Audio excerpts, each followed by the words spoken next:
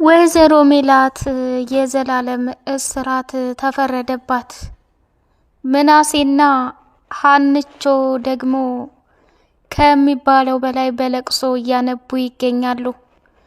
ወይዘሮ ሜላት ባዩሽን የገደልሽው አንቺ ነሽ ተብላ ተጠርጥራ ፖሊሶች ቤቷ ድረስ መጥተው ማንቁርቷን ይዘዋት ሂደዋል ማለት ነው። ያሳዝናል። አቶ መስፍን በተደጋጋሚ እኔ ምልስ ሜዱዬ ከዚህ አካባቢና ከዚህ ሰፈር ለተወሰነ ጊዜ እንድትወጪ እፈልጋለሁኝ፣ በቃ ያለው ነገር ይሄ ነው እያለ ቢላትም አይ መስፍን፣ እኔ እህቴ ባዩሽን በፍጹም አልገደልኳትም፣ ፖሊሶችም ቢሆን ያለ ማስረጃ እኔ ምንም ሊያደርጉ አይችሉም ብላ ስትናገር አይ እንግዲያውስ አሁን ፖሊሶቹ መጥተው አንቺን ይዘው እንደሚያሰቃዩሽና ባዩሽን የገደልሻት አንቺ ነሽ ብለው እስር ቤት እንደምትገቢ እወቂው፣ የፈለጉትን ያደርጉ። ለእኔም እኮ እህቴ ናት፣ ባዩሽ አብሮ አደግ ጓደኛዬ ናት፣ ሁሉ ነገሬ ናት እያለች በለቅሶ ቀወጠችው። ሰላምዬ እና ድንብላል ደግሞ አረ ምንጉር ነው የእውነት እንባ ነው እያለቀሻለሽ ወይስ ያዞ እንባ ነው ብለው ሲሏት፣ እንዴ ቆይ እናንተ ምን አድርጉ ነው የምትሉት? ባዩሽን ከኔ በላይ የምታውቁ መሰላችሁ እንዴ ብላ ጭራሽ መከራከር ጀመረች። መስፍንም ደግሞ እውነት ለመናገር ሜሉ ባዩሽ በመሞቷ በጣም ደስ ብሎኛል። ለምን ብትይ በትዳሬና በቤቴ በህይወቴ ስለመጣች ከዚህም በላይ መቋቋም አልችልም ነበር። እንደውም በእኔ እጅ ስበብ ከምትሆን እንኳንም ጠፋች። ቆይ የእኛም ቤት ምን ያላደረገችው ነገር አለ? ለ16 አመት ሙሉ ስናፍቅ የነበረችውን ልጅሽን አሳጣችሽ። መጨረሻ ላይ አንቺን በጠርሙስ አናትሽን ብላ ገደለችሽ። ከዛም ባለፈ አላረፈችም። እኔንም ቢሆን ለሷ ትዳር እንዲሆን ትፈልጋለች። ያንን ሰካራም ባሏን ትታ እኔንም በሌላ ነገር እንትን እያለች አንቺንም ከባድ ችግር ውስጥ አስገብታ ነበር። ስለዚህ እባክሽ የምልሽን ስሚኝ እያለ ቢለምናትም አቶ መስፍንን በፍጹም እሺ ልትለው አልቻለችም።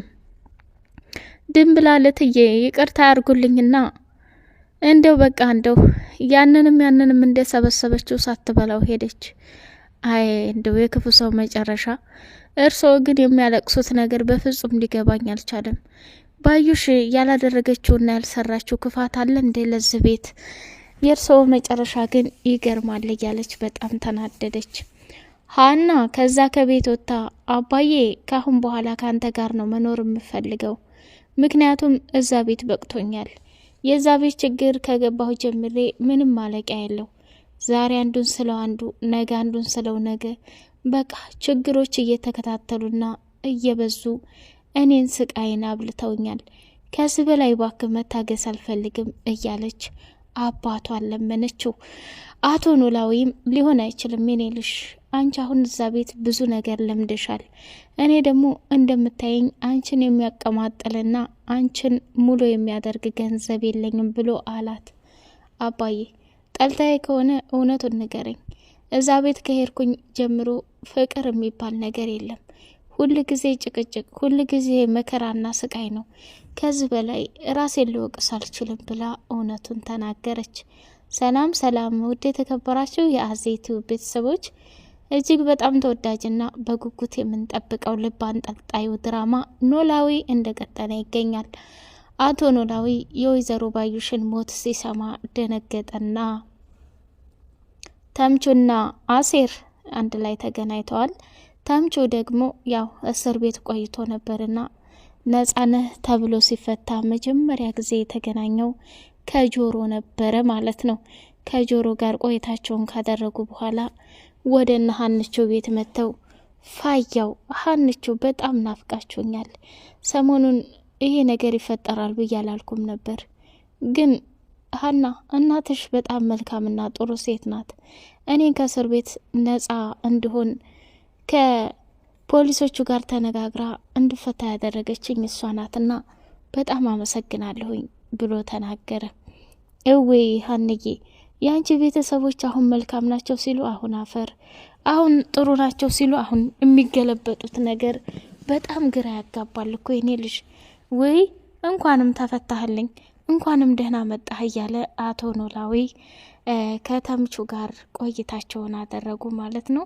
ተምቹም በጣም በሚገርም ሁኔታ እንደናፈቃቸው እንዲሁም ደግሞ እስር ቤት መከራና ስቃይ እንደነበረ እንዲሁም ታሞ እንደነበረ በዛ ላይ ደግሞ ጎዳና ላይ ሆኖ ድንብላል ብዙ ጊዜ እየመጣች ለሱ ምግብ እንዲሁም ደግሞ ከአጠገቡ ሆና ስትንከባከበው እንደነበረ ተናግሯል ማለት ነው።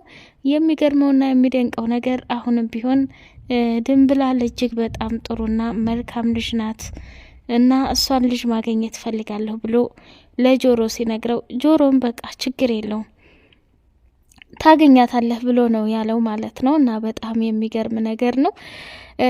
ጆሮ እንግዲህ ከድንብላል ማነው ተምቹ ከድንብላል ፍቅር እንደያዘው ግልጽ ነው። እሱም ደግሞ እንግዲህ ተፍ ተፍ ተፍ እያለ ይገኛል ማለት ነው። ድንብላልም ወይዘሮ ሜላትን እትዬ መዳፈር አይሆንብኝና ያ ልጅ ምን ደረሰ? እንደውም ሳይፈታ አይቀርም እያለች ሜላት አለችው ማለት ነው። እንዴት ለምን ብላ ግራ ገብቷት ጠየቀች። ቆይ ድንብላል ከሱ ልጅ ጋር የጀመራችሁት ነገር አለ እንዴ? ይሄን ያክል ተጨነቅሽለት ተጠበብሽለት ብላለች። ምናሴ ባደረገው ነገር እጅጉን በጣም ተጸጽቷል። በሰዓቱ ተምቹ ወደ እስር ቤት እንዲታሰር የእርግብ ፍቅረኛ ብሎ ለፖሊስ የጠቆመው እሱ ነበርና እኔ እኮ ነኝ ሀና ከዚህ ከቤት እንድትወጣ ምክንያት የሆንኩት። ከኛ በፊት ምንም ቢሆን ጆሮንና ተምቹን ነው ያገኘችው።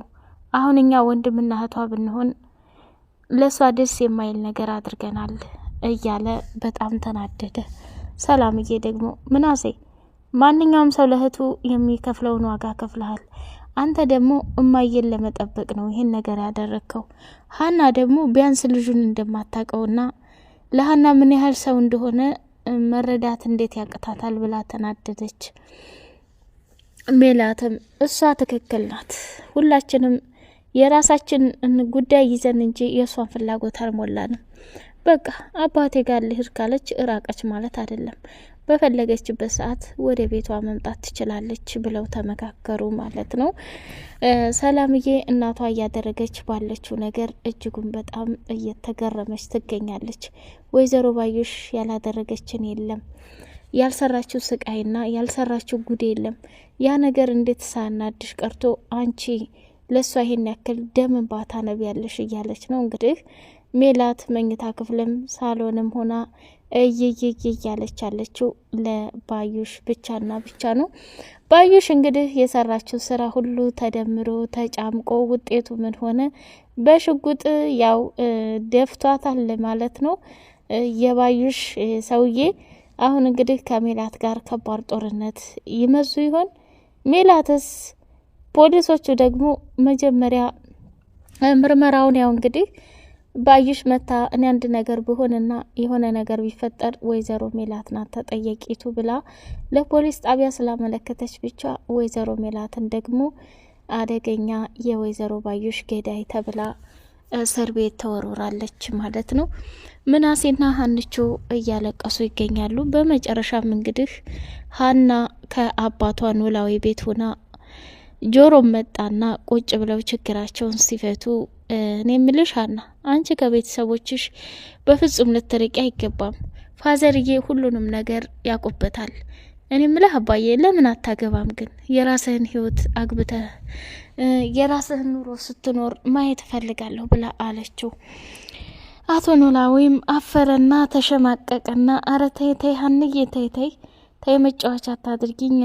እኔ መቼም ቢሆን ላገባ አልችልም። በአገባ ኑሮ እስካሁን አገባ ነበር። ለኔ አለሜ፣ ድምቀቴ፣ ሁሉ ነገሬ አንቺ ነሽ።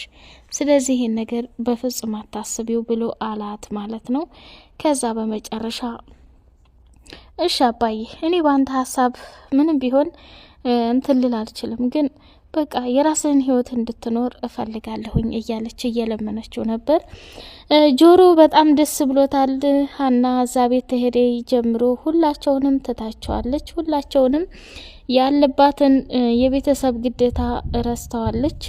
አሁን ላይ እንግዲህ ጆሮ በጣም ደስ ያለው አጋጣሚውን እዛው ስትሆን የበፊቷ ሀና ትሆንልኛለች የሚል ስሜት አድሮበታል ማለት ነው። እና በጣም ደስ ብሏቸዋል ከሚባለው በላይ። አቶ ኖላዊም እንግዲህ ተምቹና ጆሮን መንገድ ላይ ፈላልገው ያቺ